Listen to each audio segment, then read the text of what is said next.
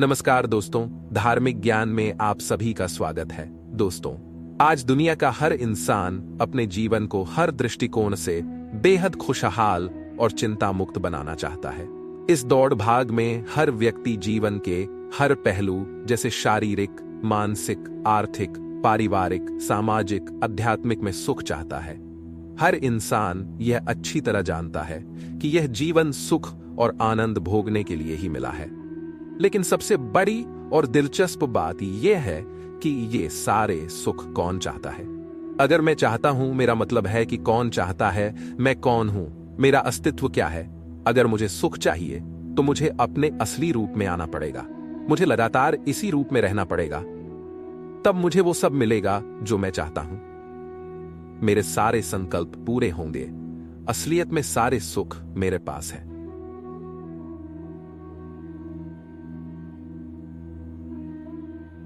आज दुनिया में ज्यादातर लोग खुद को पंच तत्वों से बना शरीर मानते हैं, और सच देखा जाए तो हम शरीर को चलाने वाली बहुत ही सूक्ष्म प्रकाश बिंदु आत्माएं हैं। मस्तिष्क के मध्य में हाइपोथैलेमस और पिट्यूटरी के मध्य स्थित सूक्ष्म शरीर और 7 चक्रों के माध्यम से हम इस शरीर को चलाते हैं और सब कुछ अनुभव करते हैं।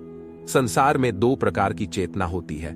एक होती है शरीर चेतना और दूसरी होती है आत्मा चेतना। देह चेतना का अर्थ है स्वयं को प्रकृति समझना, और प्रकृति को समझने के कारण ही आप प्रकृति के सभी दुखों को अनुभव करने लगते हैं और आपका जीवन दुखों से भर जाता है। इसके विपरीत यदि आप अपने वास्तविक स्वरूप में आ जाएं, अर्थात आप एक चेतन आत्मा हैं और आप सदैव इसी अवस्था में रहें, तो आपके जीवन में सदैव परम सुख की वर्षा होती रहेगी। आज की प्रस्तुति में हम समझेंगे कि आत्मा का इस शरीर से क्या संबंध है, इसका स्वरूप क्या है, यह शरीर में कहां रहती है, कहां से आती है और कहां जाती है, यह इस संसार में क्यों आई और इसे मोक्ष मिल सकता है या नहीं। आइए आज हम इन प्रश्नों के उत्तर जानने का प्रयास करें, क्योंकि जब तक हम यह नहीं जानेंगे तब तक हम वास्तविक सुख का अनुभव नहीं कर सकते। आत्मा एक चेतन शक्ति है, क्योंकि शरीर तो एक साधन मात्र है। आत्मा का शरीर के साथ संबंध मैं और मेरा के रूप में स्पष्ट होता है। जैसे हम कहते हैं मेरा शरीर, पर हम ये नहीं कहते कि मैं शरीर हूं। उसी प्रकार हम कहते हैं मेरा हाथ, तो मुझे हाथ नहीं कहते। इससे स्पष्ट है कि मैं कहने वाली चेतन शक्ति आत्मा ही इस शरीर की स्वामिनी है। जैसे किसी व्यक्ति के हाथ में चाकू हो तो उस चाकू को यह नहीं पता होता कि उसे सब्जी काटनी है या किसी व्यक्ति का गला काटना है, वह निर्णय नहीं करता। उसी प्रकार उस चाकू को चलाने वाले हाथ भी यह नहीं सोचते कि उसे इससे सब्जी काटनी है या किसी व्यक्ति को मारना है, क्योंकि हाथ भी चाकू की तरह एक उपकरण है। निर्णय लेने वाली विचार शक्ति आत्मा ही है। आत्मा एक बहुत ही सूक्ष्म दिव्य ज्योति बिंदु है। इसीलिए जब व्यक्ति शरीर छोड़ता है तो एक दीपक जलाया जाता है, अर्थात शरीर में उपस्थित चेतन प्रकाश की स्मृति स्वरूप एक ज्योति जलाई जाती है।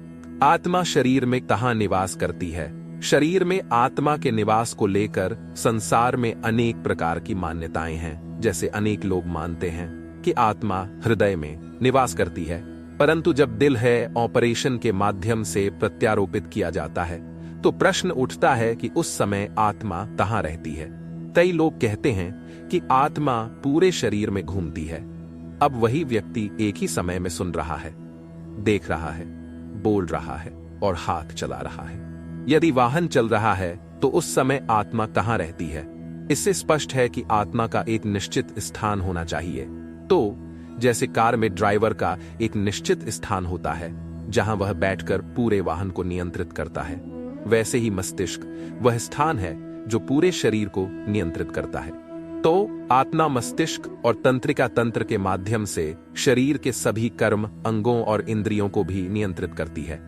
यह चिकित्सा विज्ञान द्वारा भी सिद्ध किया गया है कि आत्मा हाइपोथैलेमस और पिट्यूटरी ग्रंथि के बीच रहती है। इसीलिए जब कोई व्यक्ति अपने भाग्य के बारे में बात करता है तो वह माथे पर हाथ फेरता है, जिसका अर्थ है कि भाग्य शरीर में नहीं है, बल्कि आत्मा भाग्य को लाती है और ले जाती है, क्योंकि आत्मा भौहों के पीछे बैठती है। इसलिए लोग माथे पर भाग्य दिखाते हैं। इसीलिए भारत में हिंदू लोग भौहों के बीच में चंदन का तिलक लगाते हैं। आपके मन में यह सवाल जरूर आ रहा होगा कि आखिर चंदन का ही तिलक क्यों लगाया जाता है, और वह भी एक छोटे से बिंदु के रूप में। इसका कारण यह है कि आत्मा का स्वरूप बहुत ही सूक्ष्म बिंदु है। चंदन का रंग सुनहरा होता है। यह हमें याद दिलाता है कि आत्मा का शाश्वत अस्तित्व है, स्वभाव शुद्ध और पवित्र है। इसलिए चंदन लगाने से शीतलता का एहसास होता है, यानी आत्मा का स्वधर्म शांति है। इसके अलावा चंदन की खुशबू चारों तरफ फैलती है। इसीलिए जब आत्मा अपने वास्तविक सत्व रूप में स्थित होती है तो वह अपने गुणों की खुशबू पूरे संसार में फैलाती है। इसीलिए चंदन का तिलक लगाया जाता है। आत्मा कहां से आती है और कहां जाती है? कहा जाता है कि हमें वहीं वापस जाना है जहां से हम आए हैं, लेकिन हमें यह नहीं पता कि हम कहां से आए हैं और हमें कहां जाना है। आइए इस चित्र के माध्यम से समझते हैं। चित्र में 3 लोक हैं। आकाश के नीचे मनुष्य लोक है, जहां 5 तत्वों का लोक है। यह लोक एक रंगमंच है जहां हर आत्मा शरीर रूपी वेश धारण कर कार्य करती है।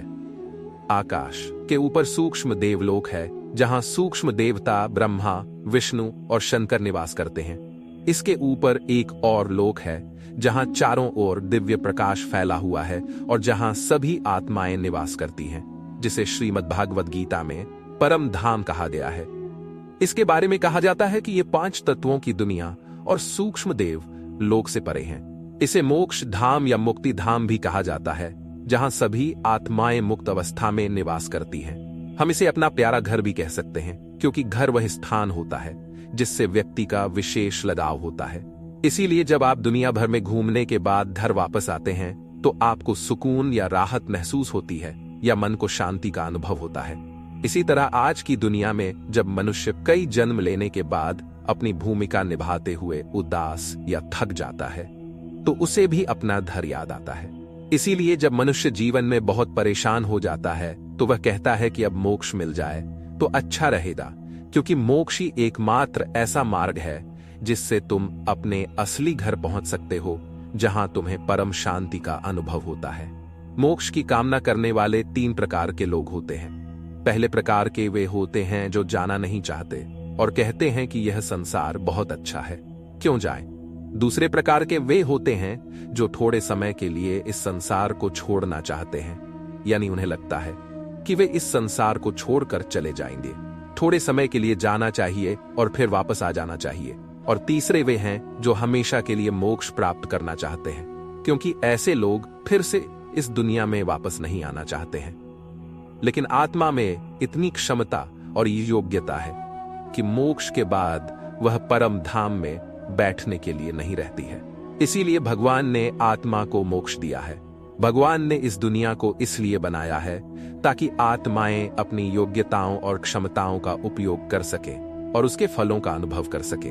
जब कोई इसका सकारात्मक दिशा में उपयोग करता है और इसके सुख, आनंद आदि का अनुभव करता है तो वह अनुभव मोक्ष में बैठकर भी नहीं होता है। जैसे दिन के बाद रात आती है, तब भले ही वह क्षणिक हो, लेकिन कुछ समय के लिए आराम करना पड़ता है, क्योंकि कोई भी क्रिया बिना रुके जारी नहीं रह सकती है। उसी तरह दुनिया में आने और जाने का यह खेल भी लगातार जारी नहीं रहता है। एक समय ऐसा आता है जब व्यक्ति को कुछ समय के लिए विश्राम लेना पड़ता है। सृष्टि के रंगमंच पर अपना पाठ खेलने के बाद जाते समय तो सब साथ जाते हैं, लेकिन आते समय सब अपने अपने समय पर इस संसार में आते हैं। इस तरह धीरे धीरे इस संसार की जनसंख्या बढ़ने लगती है और जब सभी आत्माएं ऊपर से नीचे आती हैं, तब भगवान भी अपने वचन के अनुसार आते हैं और सबको साथ लेकर जाते हैं। जैसे हम व्यक्ति का परिचय लेते हैं, वैसे ही आज हमने आत्मा के परिचय में 5 बातें सीखी। पहली यह कि उस चेतन शक्ति का नाम आत्मा है, यानी आत्मा कहो, रूह कहो, आत्मा कहो, शक्ति कहो या ऊर्जा कहो। दूसरी यह कि हमें उसके स्वरूप का पता चला कि वह एक बहुत ही सूक्ष्म दिव्य ज्योति बिंदु है। तीसरी यह कि हमें पता चला कि उसकी क्षमताएं 7 गुण हैं: ज्ञान, पवित्रता, प्रेम, शांति, सुख, आनंद और शक्ति। अगर आप इन सभी गुणों के बारे में विस्तार से जानना चाहते हैं तो वे हमारे चैनल पर उपलब्ध है, आप जाकर उन्हें देख सकते हैं। चौथी बात हमें पता चली कि इसका स्थायी पता भौहों के बीच है और इसका स्थायी पता शांति धाम है। और 5वीं बात हमें पता चली कि इसका वर्तमान कार्य अपने आप को 7 गुणों से संपन्न बनाकर अपना जीवन जीना है, क्योंकि यही मानव जीवन जीने का अंतिम लक्ष्य है। दोस्तों, यह आत्मा का संपूर्ण परिचय है। आपको यह प्रस्तुति कैसी लगी, कृपया हमें कमेंट में जरूर बताएं। और अगर आप हमारे चैनल पर नए हैं तो हमारे धार्मिक ज्ञान चैनल को सब्सक्राइब जरूर करें।